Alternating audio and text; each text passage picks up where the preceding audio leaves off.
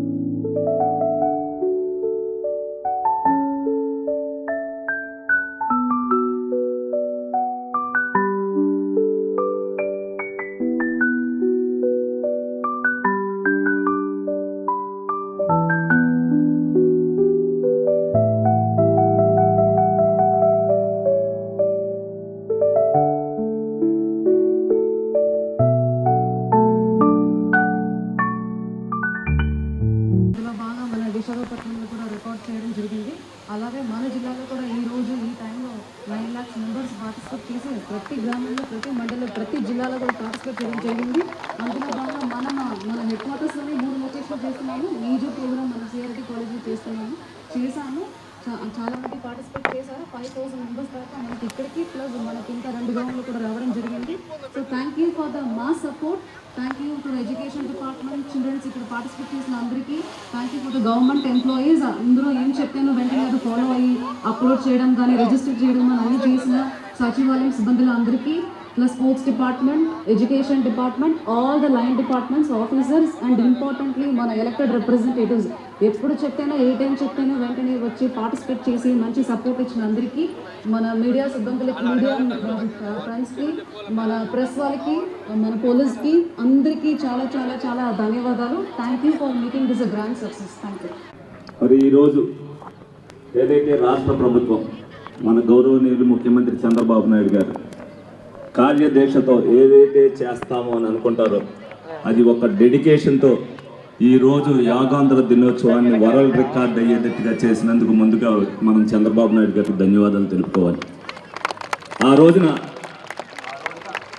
శంకుస్థాపనకు వచ్చినప్పుడు మోడీ గారి చేత 2 కోట్ల మంది ఆంధ్రులతో నేను యోగా దినోత్సవం జరుపుతానని చెప్పాను.